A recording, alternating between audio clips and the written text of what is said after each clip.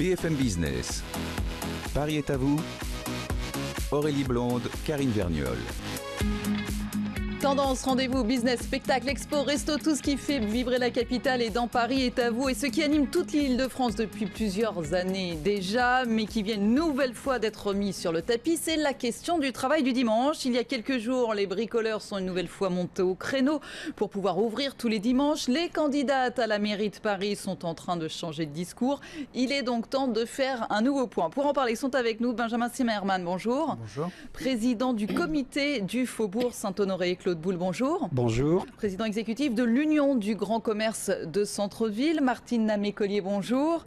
Élu UMP du 7e arrondissement de Paris. Et puis est avec nous également Jean-Pierre Blas, bonjour. Bonjour. Directeur général du comité régional du tourisme d'Île-de-France. Alors la première question que j'ai envie de vous poser aux uns et aux autres et qui n'est pas forcément la plus facile, on va peut-être rappeler la législation en termes d'ouverture le dimanche. Alors peut-être Claude Boule, en ce qui concerne Paris. Alors, en ce qui concerne Paris, donc, il y a deux types de magasins qui sont ouverts le dimanche. Il y a d'une part les commerces de détail alimentaire, donc jusqu'à 13h, mais uniquement pour certains d'entre eux, puisque je rappelle que les commerces de détail alimentaire qui emploient des salariés, les succursalistes, par exemple les Monoprix, sont fermés à Paris. Ça, c'est la première catégorie. La deuxième catégorie, ce sont les magasins qui se trouvent dans les 7 zones touristiques autorisées par la ville de Paris, dont les Champs-Élysées. Je ne vous fais pas l'énumération. Et puis, pour le reste, eh bien, tout est fermé, y compris donc les grands magasins qui sont les seuls grands magasins au monde à être fermés dans une capitale tous les dimanches, sauf 5 dimanches. Avec quelques dimanches par an quand même, quelques autres. Sauf 5 dimanches, voilà, je viens de le dire. Sauf voilà. 5 dimanches par an. Et alors en ce qui concerne l'Île-de-France, est-ce que c'est la même chose? Alors en ce qui concerne l'Île-de-France, effectivement, la loi Maillet en 2009 a assoupli le système puisqu'on a délimité des puces qui en fait étaient la reconnaissance de zones dans laquelle, de manière grise, on ouvrait déjà le dimanche sans autorisation. Autrement dit, il y a effectivement en région parisienne une trentaine de zones donc, de grande consommation dominicale qui ont été autorisées depuis 2009, plus effectivement des villes qui ont délimité aussi des zones touristiques. On a par exemple le cas de la Défense et de bien d'autres villes. Du côté de Disney, par exemple, il y a une Shopping Valley qui est ouverte le dimanche. Alors, on le voit bien, tout ça fait des cas bien particuliers. Jean-Pierre Blas, directeur général du comité régional du tourisme d'Île-de-France. Est-ce qu'aujourd'hui, cette législation vous convient à vous ? Alors, la question n'est pas de savoir si elle me convient ou qu'elle convient au comité régional du tourisme. La question, c'est est-ce qu'elle convient aux visiteurs que nous recevons, parce que c'est ça le point fondamental. Et on le voit d'ailleurs, ça vient d'être rappelé, on est très souvent en France sur une approche assez peu pragmatique. Dans le cas de figure que nous connaissons, la question fondamentale de l'ouverture du dimanche, il faut la poser au regard des pratiques de nos visiteurs. Est-ce que le dimanche, quand on est touriste et qu'on vient de loin, on a aussi envie de pratiquer des achats, de la balade? Oui. Donc évidemment, l'ouverture du dimanche, à défaut d'être une obligation légale, devrait être intégrée beaucoup mieux au regard du parcours des visiteurs. Mais de la même façon, on voit que les zones géographiques qui ont été rappelées il y a un instant par M. Boule doivent être elles-mêmes élargies, parce que quand on parle de Montmartre, on parle de zones extrêmement réduites, restreintes. Or, on sait que les métros qui vont vous amener en tant que visiteur à accéder à Montmartre sont situés dans un territoire qu'on appelle le pied de la butte. Donc oui, il faut être beaucoup plus pragmatique que nous ne le sommes jusqu'alors. Et oui, également, il faut à l'inverse mettre en place un travail de valorisation du travail réalisé ce jour-là, parce qu'il ne faut pas à l'inverse que la qualité s'en ressente. Donc il faut mieux rémunérer les gens et revaloriser leur statut. Mais justement, ces zones, comment ont-elles été définies? À chaque fois, c'est une partie de la butte Montmartre, mais pas la totalité, une partie du Viaduc des Arts. Comment... Si vous me le permettez, je crois justement que n'a pas été suffisamment intégré ce qu'on appelle le parcours visiteur. Le parcours visiteur, évidemment, ne peut être traité dans un bureau aux abris justement de tout regard touristique. Il faut comprendre comment cela fonctionne. La connexion, par exemple, entre les grands magasins qu'on a évoqués tout à l'heure et Montmartre est très forte. On est dans une même zone géographique. Je rappellerai ici que la première pratique d'un touriste à Paris, la première pratique, c'est la balade urbaine, 76% d'entre eux. Donc il faut bien comprendre que ce mouvement-là n'est pas suffisamment intégré dans la définition et du parcours touristique et de fait de l'ouverture des services auxquels ils peuvent accéder. Benjamin Zimmermann, vous êtes président du comité du Faubourg Saint-Honoré. Vous ne faites pas partie ou pas complètement partie de ces zones qui peuvent ouvrir le dimanche. C'est compliqué. Alors, on ne fait pas du tout partie de ces zones-là. La rue du Faubourg Saint-Honoré et la rue Royale qui représentent, on va dire, les plus grandes enseignes de luxe françaises, puisqu'on a Hermès, on a Cartier, on a des plus grandes maisons de luxe françaises. Et je pense que le tourisme, c'est aussi le shopping, c'est-à-dire de venir à Paris, c'est faire aussi ses achats, d'acheter des produits français. On parle de Made in France en ce moment dans les débats politiques, et acheter français, c'est très important. Et dans notre rue, on représente ces produits-là. En plus, on est face à une concurrence qui peut être déloyale, qui sont les autres capitales européennes, qui sont Londres. Quand un touriste vient à Paris, un touriste chinois ou un touriste moyen-oriental, ne s'arrête pas à Paris, il va faire un parcours. C'est comme vous allez aux États-Unis, vous allez faire San Francisco, et vous allez aller à Las Vegas, et vous allez aller à Los Angeles. Quand vous venez en Europe, vous allez faire Paris, Londres, l'Italie, Rome, vous allez visiter les principales capitales européennes. Et la plupart du temps, les touristes choisissent le dimanche pour aller à Londres.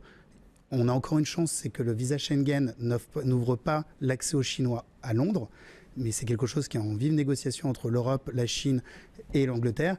Et c'est quelque chose qui va sûrement aboutir d'ici quelques mois. Et pour nous, on est face à une concurrence qui va être complètement Mais il y a eu des articles justement dans la presse montrant ceci, que certains, par exemple des Brésiliens, venaient sur Paris pendant 4 jours ou une semaine et le dimanche allaient sur Paris faire leur shopping parce que c'était pas ouvert. Est-ce que ça, c'est un ou deux couples éventuellement qu'on a repérés, ou est-ce que c'est une vraie tendance? Alors, je pense qu'on va dans cette tendance-là. Je vais vous poser la question, c'est qu'un Européen, quand vous allez en Espagne, vous restez pas, vous allez à Barcelone, vous allez faire un week-end, vous allez vendredi, samedi, dimanche, lundi. Si vous ne pouvez pas rien faire le dimanche et tout est fermé... Mais il y a la plage à Barcelone. Oui, c'est là où c'est plus intéressant. À Paris, on a encore les musées, heureusement, qui sont ouverts le dimanche. Mais je pense que le touriste, quand il vient à Paris, on vient chercher aussi une expérience shopping qu'on ne peut pas trouver ailleurs. C'est-à-dire de venir pour un touriste avec un sac avec marqué Lancôme Paris, Cartier Paris, Hermès Paris. Paris est une vraie valeur ajoutée dans le shopping. Donc si vous leur retirez cette expérience-là, c'est quelque chose qui est très néfaste pour nous. Martine Amicollier, est-ce que c'est un vrai manque à gagner pour la capitale ? C'est un réel manque à gagner. On est sur des chiffres extrêmement importants. Il faut savoir que les commerces qui sont ouverts le dimanche réalisent le dimanche 30 à 40% de leur chiffre d'affaires ce jour-là. C'était vraiment un manque pour l'activité économique de Paris. Et je vous écoute tous et j'entends avec plaisir M. Blatt nous parler du tourisme lié à l'ouverture du dimanche. Bien évidemment, et je suis entièrement d'accord avec vous, les tours opérateurs maintenant construisent leur semaine avec éventuellement un départ le samedi soir pour pouvoir partir à Londres ou ailleurs. Et c'est un manque à gagner terrible dans l'attractivité économique de Paris. Donc l'ouverture du dimanche, le travail dominical est effectivement en rapport direct avec le tourisme, entre autres. Alors vous militez pour une extension des zones ? Oui.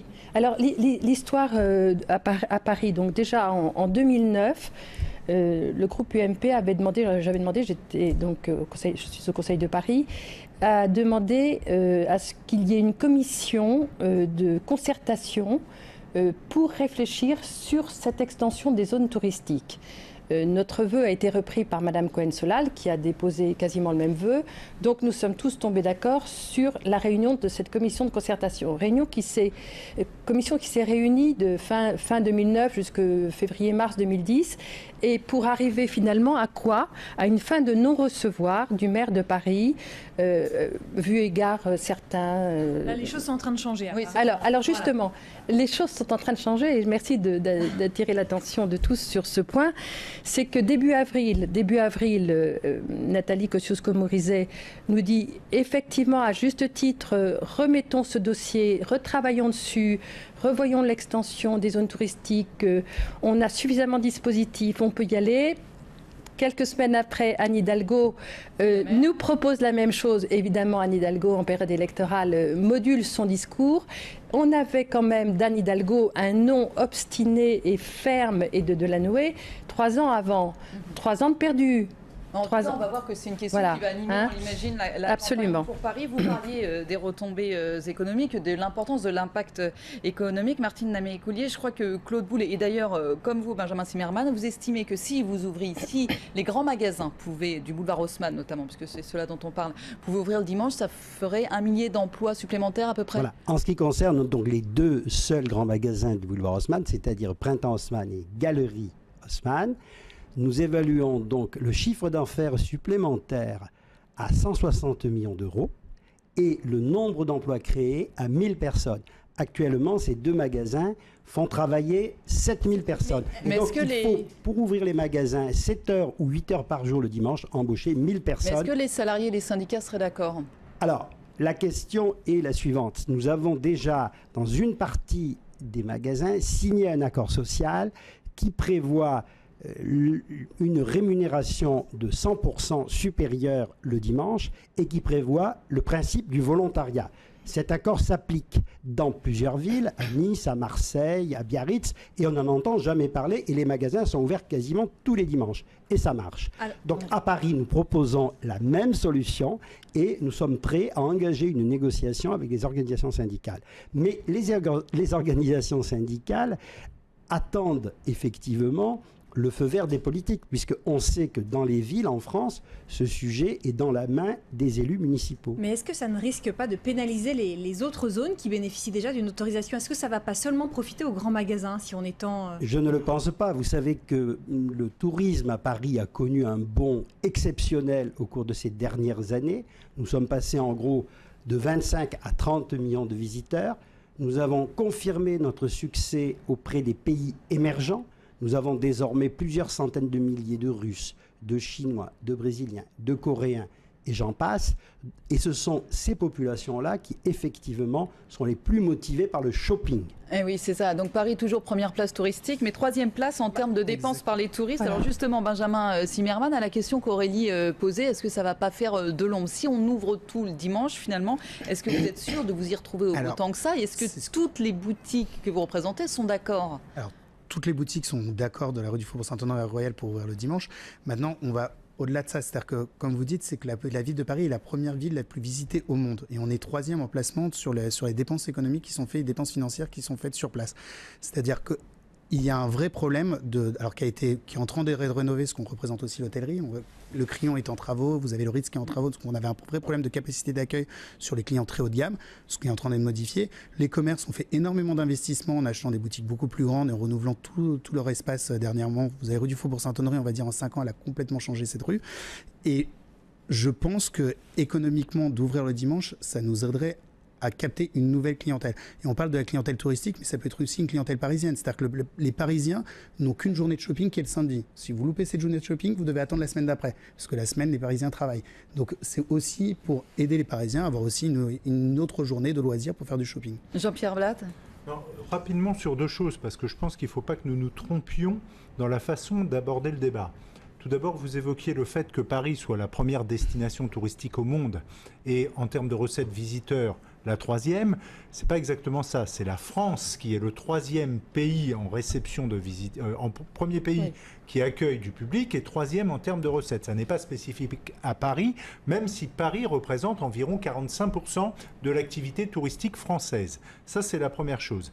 Deuxième élément sur lequel je veux simplement revenir d'un point, c'est que la question des pays émergents, sur lequel le shopping en effet est très important puisque ce sont les pays les plus lointains par définition qui vont consommer le plus lorsqu'ils viennent puisque de toute façon le nombre de leurs visites sera beaucoup moins grand que des clientèles de proximité. Elles seront plus espacées également dans le temps. Et que la question fondamentale des tours de ville, on le sait aujourd'hui, moi, je ne veux pas ne pas réagir à cette histoire de la façon dont se comportent les Chinois, par exemple. Aujourd'hui, ils ne vont pas, je le dis très tranquillement, parce que j'aimerais savoir, encore une fois, d'où viennent ces chiffres. J'ai interrogé la SNCF. Il n'y a pas de statistiques aujourd'hui permettant de dire, dans le sens Paris-Londres, c'est rempli de touristes qui quittent Paris. Ça ne veut pas dire qu'il ne faut pas ouvrir le dimanche. Le samedi soir ou le dimanche matin. Ça ne veut pas dire qu'il ne faut pas ouvrir le dimanche, encore une fois, mais attention aux arguments qu'on développe. Aujourd'hui, il n'y a pas de statistiques permettant de le dire et on ne va pas à un endroit exclusivement pour le shopping. On y va parce qu'à un moment, on est dans la promesse que représente l'activité du voyage. C'est ça la raison première d'un déplacement. Et je veux simplement ajouter un mot là-dessus. Je suis convaincu qu'il faut qu'on ait collectivement des arguments. Alors je comprends le débat politique, les municipales, oui. Mais je crois que, encore une fois, plus que, et j'ose dire, plus que la question du riverain, la question fondamentale, c'est celle de l'emploi. Et donc, si c'est celle de l'emploi, ne l'abordons pas sous un angle et un prisme idéologique, mais abordons-le au travers de la réalité économique et des emplois qui peuvent être créés. Ça, je tiens absolument à insister là-dessus. Des emplois créés, mais comment est-ce qu'on encadre ce travail du dimanche? Comment on garantit que ça se fait bien sur la base du volontariat? Ça pose quand même pas mal de problèmes aussi. Martine Amicollier. D'une part, je veux revenir juste quand même un court instant sur ce que nous venons d'entendre, parce que nous n'avons pas attendu une pré-campagne électorale pour agir. C'est depuis 2009 que nous demandons qu'il y ait un vrai travail et qu'il y ait une possibilité de modifier les choses. Donc, effectivement, notre préoccupation majeure, déjà en 2009 et en 2010, c'était l'emploi, la création d'emplois. Bon, la situation n'était déjà pas très brillante, mais elle l'est encore moins maintenant. On entend des chiffres catastrophiques, elle se dégrade constamment. La création d'emplois est une préoccupation majeure. Si on veut redonner à Paris l'attractivité économique, c'est sûr, mais aussi l'attractivité au niveau de l'emploi. Et un emploi qui concerne tout le monde, qui concerne tous les types de salariés. Effectivement, toujours sur fond de volontariat, sur fond de volontariat et de compensation. C'est d'ailleurs l'objet de 2 vœux que nous soumettons au Conseil de Paris à cette séance. Et dans les emplois, n'oublions pas aussi les jeunes. Les jeunes parisiens manquent de travail. Les jeunes Parisiens peuvent payer leurs études en venant travailler des dimanches. Il y a beaucoup de débouchés en termes d'emploi. Nul ne l'ignore et c'est un axe majeur. Et nous n'avons pas attendu maintenant pour le signaler et le demander. Selon une étude récente, 80% des Franciliens se disent favorables à l'ouverture du dimanche.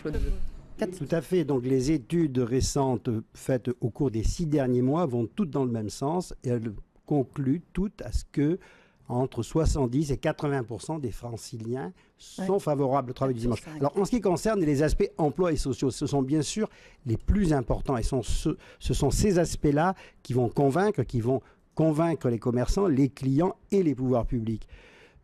Qu'est-ce qui s'est passé dans les villes touristiques du Sud où on ouvre le dimanche? Eh bien, d'abord, c'est le principe du volontariat.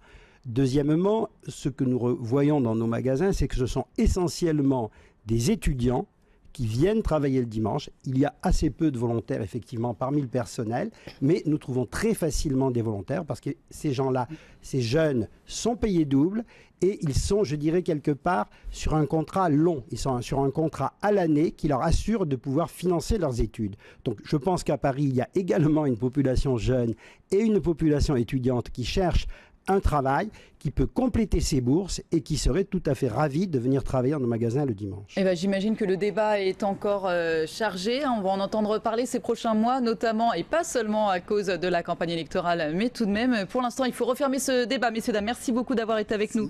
Claude Boule, président exécutif de l'Union du Grand Commerce du Centre-Ville. Benjamin Zimmermann, président du comité du Faubourg Saint-Honoré. Martine Amicollier, élu UMP du 7e arrondissement de Paris.